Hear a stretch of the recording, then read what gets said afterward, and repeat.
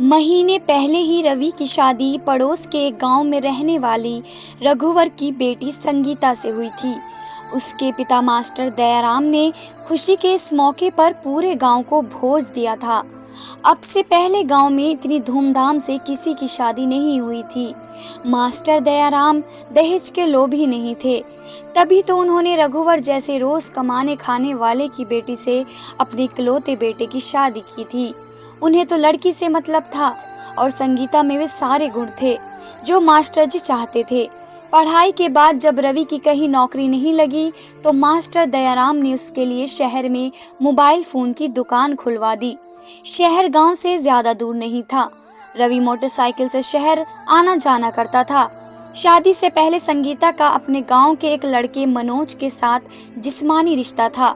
गांव वालों ने उन दोनों को एक बार रात के समय रामदयाल के खलिहान में संबंध बनाते हुए रंगे हाथों पकड़ा था। गांव में बैठक हुई थी। दोनों को आइंदा ऐसी गलती ना करने की सलाह देकर छोड़ दिया गया था। संगीता के माँ बाप गरीब थे। दो बड़ी लड़कियों की शादी करके उनकी कमर पहले ही टूट गई थी। उनकी जिंदगी की गाड़ी किस तरह चल रही थी। ऐसे में जब मास्टर दयाराम के बेटे रवि का संगीता के लिए रिश्ता आया तो उन्हें अपनी बेटी की किस्मत पर यकीन ही नहीं हुआ था।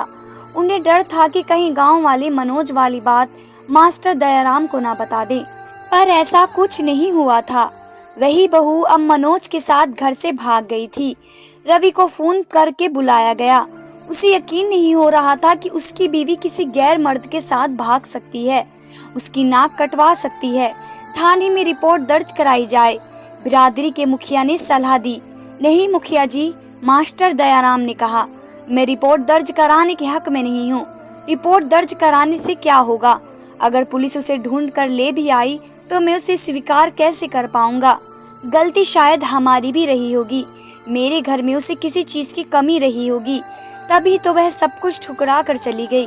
वह जिसके साथ भागी है उसी के साथ रहे। मुझे अब उससे कोई मतलब नहीं है। रवि से एक बार पूछ लो। नहीं मुखिया जी, मेरा फैसला ही रवि का फैसला है। शहर आकर संगीता और मनोज किराए का मकान लेकर पति पत्नी की तरह रहने लगे। संगीता पैसे और गहने लेकर भागी थी, इसलिए उन्हें खर्चे की चिंता ना थी।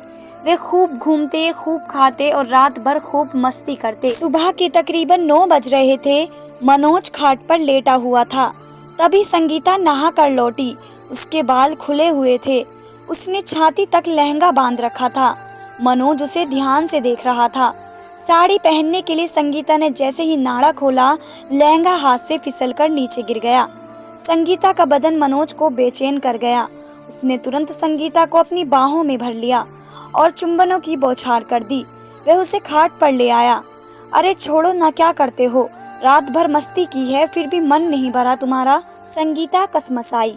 तुम चीज ही ऐसी हो जाने मन कि जितना प्यार करूं उतना ही कम लगता है, मनोज ने लाड में कहा। संगीता समझ गई कि विरोध करना बेकार है, खुद को सौंपने में ही समझदारी है।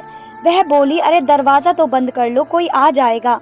इस वक्त कोई नहीं आएगा जाने मन। मकान मालिक लक्ष्मी सेठ जी के घर बर्तन मांजने गई है। रही बात उसके पति कुंदन की, तो वह 10 बजे से पहले कभी घर आता नहीं, बैठा होगा किसी पान के ठेले पर। अब बेकार में वक्त बर्बाद मत करो, कहकर मनोज ने फिर एक सेकंड की देर नहीं की। वह प्रेम लीला में इतने मगन थे कि उन्हें पता ही नहीं चला कि बाहर आंगन से कुंदन की प्यासी निगाहें उन्हें देख रही थी।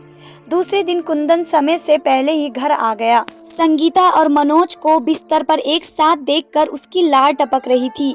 उसकी बीवी लक्ष्मी मोटी और बदसूरत औरत थी। मनोज नहीं है क्या भाभी जी? मौका देखकर कुंदन संगीता के पास आकर बोला। नहीं, वह काम ढूंढने गया है। एक बात बोलूं भाभी जी, तुम बड़ी खूबसूरत हो। संगीता कुछ नहीं बोली। तुम जितनी खूबसूरत हो, तुम्हारे प्यार करने की अदा भी उतनी ही खूबसूरत है।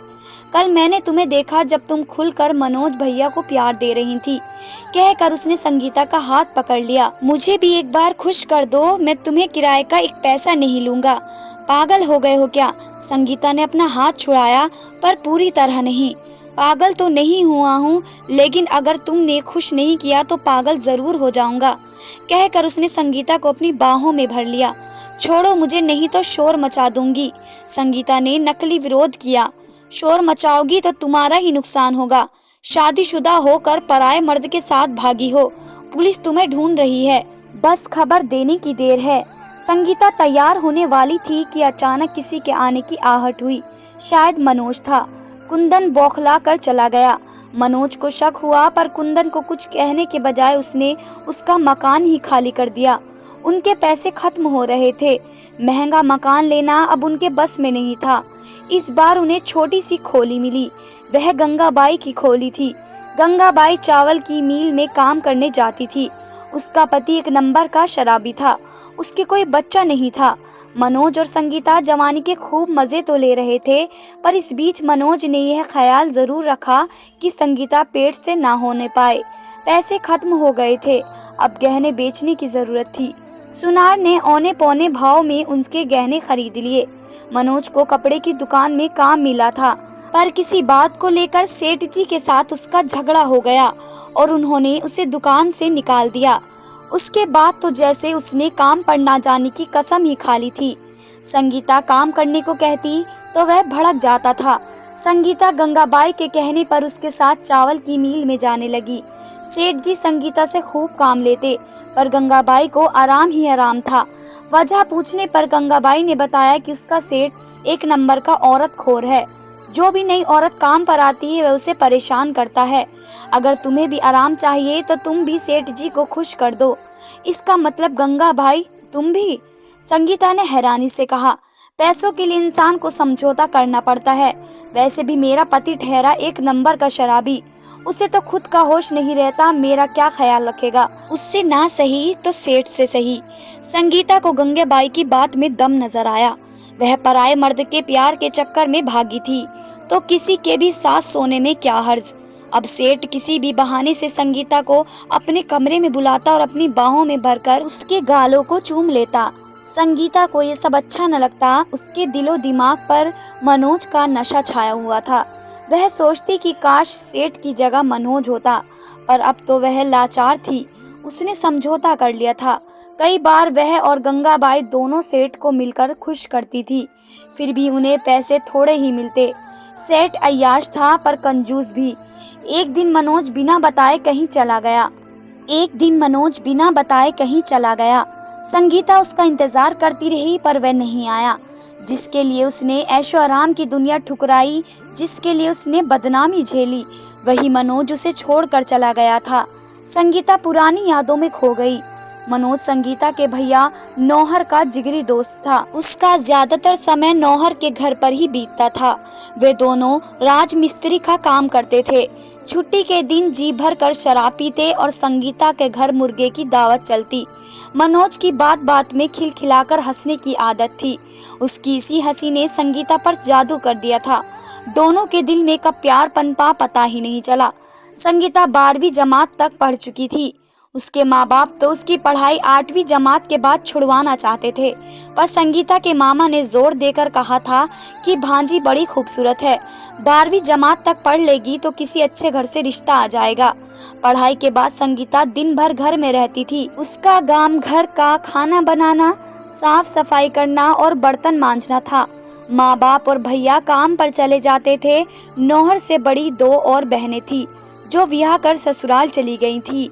एक दिन मनोज नशे की हालत में नौहर के घर पहुंच गया।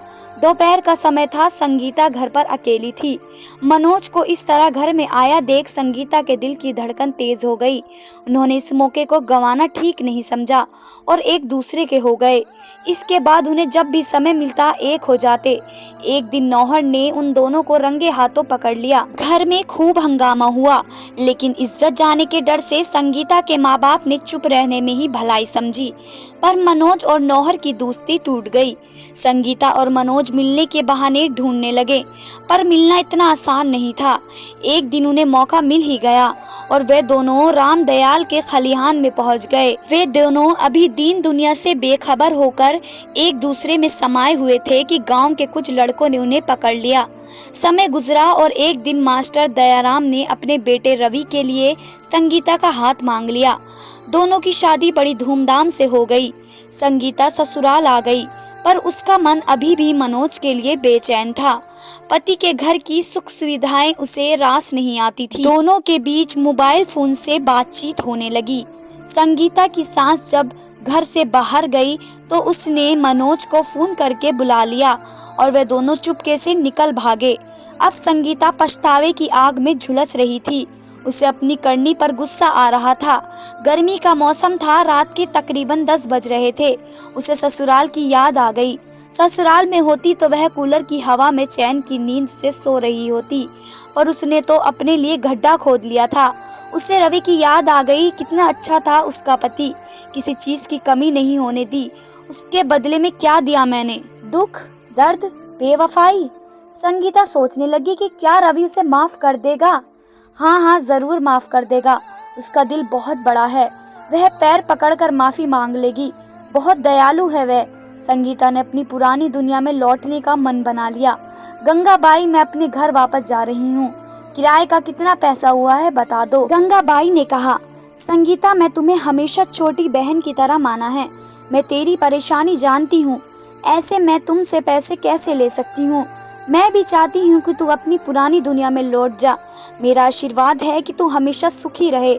मन में विश्वास और दिल के एक कोने में डर लेकर जब संगीता बस से उतरी तो उसका दिल जोर से धड़क रहा था। वह नहीं चाहती थी कि कोई उसे पहचाने, इसलिए उसने साड़ी के पल्लू से अपना सिर ढक लिया था। जैसे ही वह घर के पास पहुंची, उसके पांव ठिठक गए। रवि ने उसे अपनाने से इनकार कर दिया तो उसने उस 2 मंजिले पक्के मकान पर एक नजर डाली।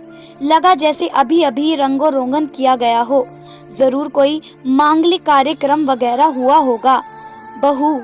तभी संगीता के कान में किसी औरत की आवाज गूंजी। वह आवाज उसकी सास की थी। उसका दिल उछला। सासू माँ ने उसे घूंघट में भी पहचान लिया था। वह दौड़कर सासू माँ के पैरों में गिरने को हुई, लेकिन इससे पहले ही उसकी सारी खुशियाँ पल भर में गम में बदल गई। बहू, रवि को ठीक से पकड़ कर बैठो, नहीं तो गिर जाओगी। संगीता ने देखा रवि मोटरसाइकिल पर सवार था और पीछे एक औरत बैठी हुई थी। संगीता को यह देखकर धक्का लगा। इसका मतलब रवि ने दूसरी शादी कर ली। उसका इंतजार भी नहीं किया। इससे पहले कि वह कुछ सोच पाती, मोटरसाइकिल फर्टी से उसके बगल में से होकर निकल गई। संगीता ने उन्हें देखा। वे दोनों बहुत खुश नजर आ रहे थे। तभी वहां एक साइकिल सवार गुजरा। संगीता ने उसे रोका। चाचा भी रवि के साथ मोटरसाइकिल पर बैठकर गई। वह औरत कौन है? अरे, उसे नहीं जानती बेटा। लगता है कि इस गांव में पहली बार आई हो। वह तो रवि बाबू की नई नवेली दुल्हन है। नई नवेली दुल्हन? हाँ बेटी, वह रवि बाबू की दूसरी पत्नी है। पहली पत्नी बड़ी चरित्रहीन निकली, अपने पुराने प्रेमी के साथ भाग गई। वह बड़ी बेहया थी। इतने अच्छे परिवार को ठोकर मारकर भागी है, कभी सुखी नहीं रह पाएगी। इतना कहकर वह साइकिल सवार आगे बढ़ गया। संगीता को लगा उसके पैरों तले की जमीन खिसक रही है और वह उसमें धंसती जा रही है। अब उससे एक पल भी वहां रहा नहीं गया। जिस दुनिया में लौटी थी, वहां का रास्ता हमेशा के लिए बंद हो चुका था। उसे चारों तरफ अंधेरा नजर आने लगा था। तभी संगीता को अंधेरे में उम्मीद की किरण नजर आने लगी। अपना मायका। सारी दुनिया भले ही उसे ठुकरा दे, पर मायका कभी नहीं ठुकरा सकता। भारी मन लिए वह मायके के लिए निकल पड़ी। किवाड़ बंद था। संगीता ने दस्तक दी। माँ ने किवाड़ खोला। माँ। वह जैसे ही दौड़कर माँ से लिपटने को हुई, माँ ने इन शब्दों से उसे रोक दिया। अब यहाँ क्या लेने आई है? माँ ने यहाँ हमेशा के लिए रहने आई हूँ। हमारी नाक कटा कर भी तुझे चैन नहीं मिला, जो बची इज्जत भी नीलाम करने आई है। यह दरवाजा अब तेरे लिए हमेशा के लिए बंद हो चुका है। नहीं माँ, वह रोने लगी। ऐसा मत कहो, तू हम सब के लिए मर चुकी है। अच्छा यह है कि तू कहीं और चली जा। कहकर माँ ने तुरंत किवाड़ बंद कर दिया। संगीता किवाड़ पीटने लगी और बोली, दरवाजा खोलो माँ, दरवाजा खोलो माँ। पर माँ ने दरवाजा नहीं खोला। भीतर माँ रो रही थी और बाहर बेटी। संगीता को लगा जैसे उसका वजूद ही खत्म हो चुका है। उसकी हालत पेड़ से गिरे सूखे पत्ते जैसी हो गई है, जिसे बर्बादी की तेज हवा उड़ा ले जा रही है, बहुत दूर और दूर। इन सब के लिए वह खुद ही जिम्मेदार थी। उससे अब और आगे बढ़ा नहीं गया। वह दरवाजे के सामने सिर पकड़कर बैठ गई और सिसकने लगी। अब गंगाबाई के पास लौटने और सेठ को खुश रखने के अलावा कोई चारा नहीं था। पर कब तक? दोस्तों, आशा करती हूँ ये स्टोरी आपके समझ में आई होगी और आपने इससे कुछ प्रेरणा ली होगी। स्टोरी अच्छी लगी हो तो वीडियो को लाइक, चैनल को सब्सक्राइब ज़रूर कर लें और धन्यवाद दोस्तों।